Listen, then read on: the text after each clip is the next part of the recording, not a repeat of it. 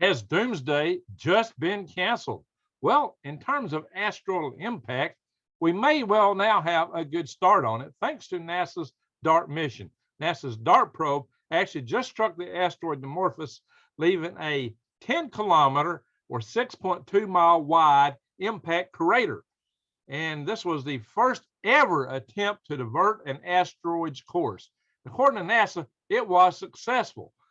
Scientists are now establishing that the DART probe's collision with Dimorphos, which is a 160-meter or 520-foot diameter space rock, changed its orbit. So the orbit of Dimorphos was changed just here a few days ago, a few weeks ago. So scientists have really celebrated this moment. Bill Nelson, the NASA administrator, said this mission shows that NASA is trying to be ready for whatever the universe throws at it. I believe that NASA has proven that we are a serious defender of the planet. The space agency revealed a wealth of information on Tuesday, and they said that to back up this assessment, they've got fresh images from the Hubble Space Telescope and that tiny Italian CubeSat that was approximately 50 kilometers or 30 miles behind the DART probe during this collision. So about 11 million kilometers is how far this was from Earth, or 7 million miles when it took place. This is a double asteroid redirection test. So this was traveling at 22,000 kilometers per hour, or 14,000 miles per hour. This refrigerator-sized NASA satellite crashed into Dimorphos, destroying itself in the process. The target rock, Dimorphos, revolves around Didymos, a much larger 780 meter or 2,250 foot object. So Didymos, the parent asteroid, is quite large. Dimorphos, before this, took 11 hours and 55 minutes to complete one circuit of its sibling orbit before the impact. So you can see that was the time before the impact. Now, after the impact, this orbital probe has reportedly, this orbital period has been shortened by 32 minutes to 11 hours and 23 minutes. So again, we went from 11 hours and 55 minutes for it to orbit to 11 hours and 23 minutes, according to telescopic evidence. This translates to tens of meters tighter distance between Dimorphos and Didymos, and a narrowing of the orbital route. So if you look at this photograph here, what you're seeing is that, so I think okay, that's right, I messed up here. What you're seeing, I hope you can see my cursor here. DART slammed into Dimorphos on the direction of travel that Dimorphos was traveling. When you're in orbit in space, it's like firing retro rockets. Retro means something you would fire into the direction you're going. You would think that would slow you down. What it does is it takes the energy out of your orbit and causes you to be dropped into a lower orbit. Now, it just so happens when you drop into a lower orbit, you revolve. It takes less time to go around the object you're traveling around. So it may be counterintuitive if you're not used to space, but you're actually not traveling any faster because you're not covering as much distance. So it seems faster in terms of how many revolutions you might make in a given period of time, like in a day. A satellite, space station, or something in low Earth orbit goes around Earth about once every 90 minutes. If you get out to the geosynchronous satellites, which are 22,500 miles, 23,000 miles above the surface of the Earth, it takes them 24 hours to revolve around the Earth. Their revolution is the same as the Earth's revolution, so they're always at one same spot in the sky, so you can always point at that satellite. But it takes more and more energy to get higher and higher in these orbits. Those things are traveling in a huge orbit around the Earth as opposed to something in low Earth orbit. So you have to fire thrusters and give them more velocity, more delta V. So when you impact something in its direction of travel, you take out some of its velocity. And that's what happened here. It's like I said, what to do when they want to bring a spacecraft out of orbit or lower it to a lower orbit.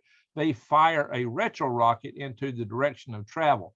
Well, that's what DART did. It hit Dimorphos right smack head on in the direction it was traveling around Didymos, which took its orbital energy down, which put it in a new orbit. Now, if you see the diagram here, this is very instructive. The apogee is still its old orbit, but now has a lower perigee. That's what normally happens. And rockets, when you first fire them, your apogee, that's the high point of orbit. Well, if you're around Earth, it's G. It depends on what around the sun. It's Helios. But so you look at the peak point of the orbit is where you fire your rocket, when your rockets basically stop burning. But if you're launching from Earth, your perigee, the low point orbit, is probably somewhere going to hit on Earth again unless you fire another rocket burn to circularize your orbit. See here, if this thing got hit again in direction of travel at the right point, it could circularize its orbit around Didymos, or if you had a retro rocket on it. So this is kind of the oddball thing about orbital dynamics, but it worked here and that it changed the orbit. Now, the important thing about this is that when you do this from an asteroid, if you catch an asteroid, it's going to impact Earth, and it's millions of miles away. If you've predicted impact Earth, that means it's going to impact a target. It's only 8,000 miles in diameter. From a long distance out, it doesn't take a major strike because you just got to change the velocity, the orbital parameters of that asteroid just by a little bit. And this time it's usually traveling around the sun, our target would be. So if you change it just by a little bit over a long period of time, you get a total miss of 8,000 miles.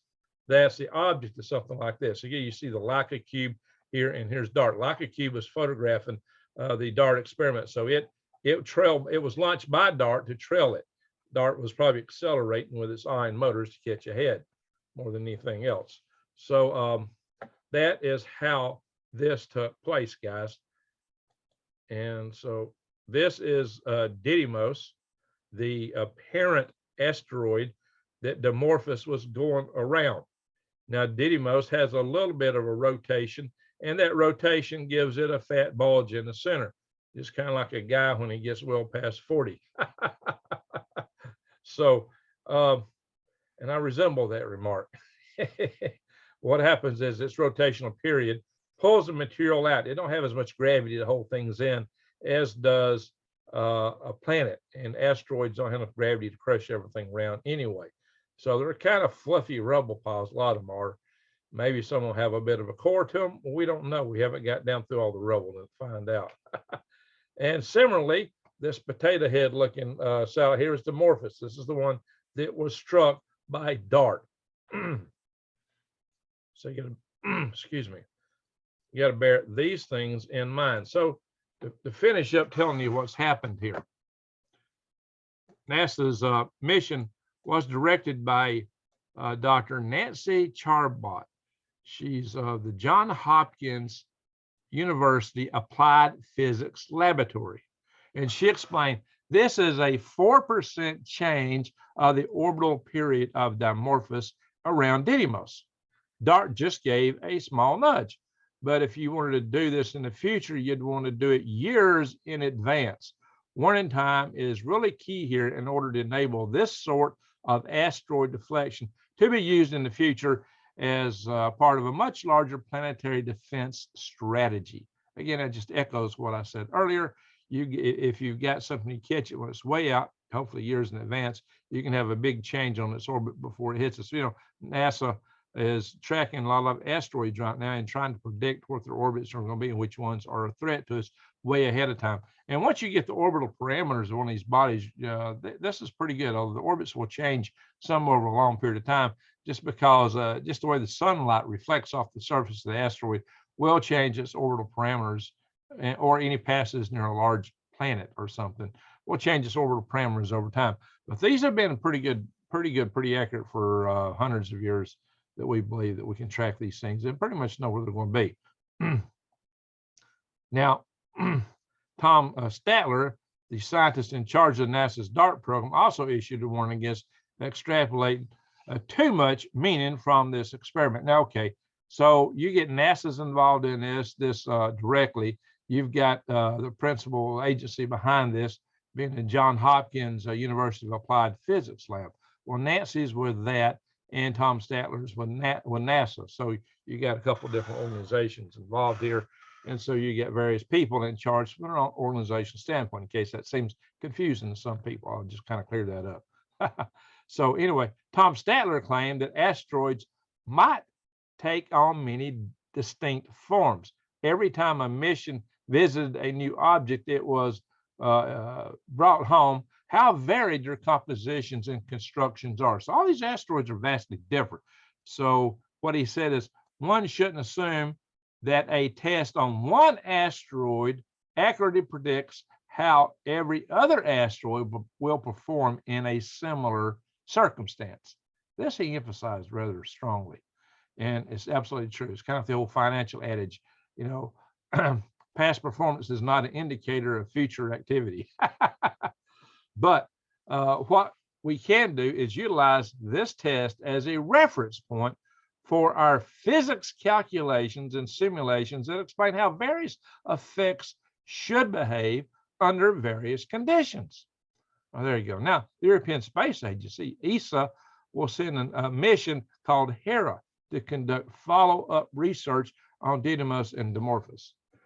And I think HERA may actually be a mission with multiple different satellites. So I'm not really sure about that, guys.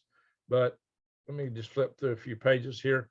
This was a photograph taken from a ground-based telescope in Chile. I believe it's called SOAR. And this depicted and showed that Didymos had a 6,000-mile long tail after it was stricken, or 10,000 kilometers, 6,000 miles after it was stricken by DART. It became a comet. And this is a similar picture from the Hubble Space Telescope. They knew what was an asteroid turned comet, at least temporarily.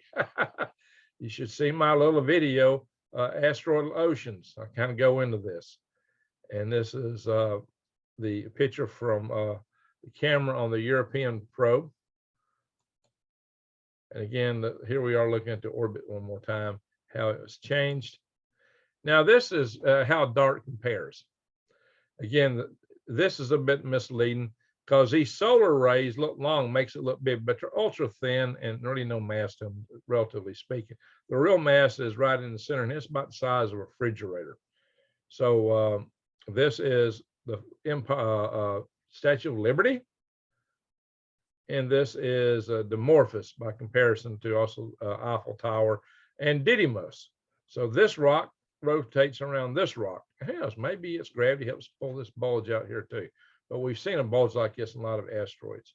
This one might be a little more pronounced thanks to Didymos, which does exert a gravitational influence a little bit on Dimorphos, on Didymos.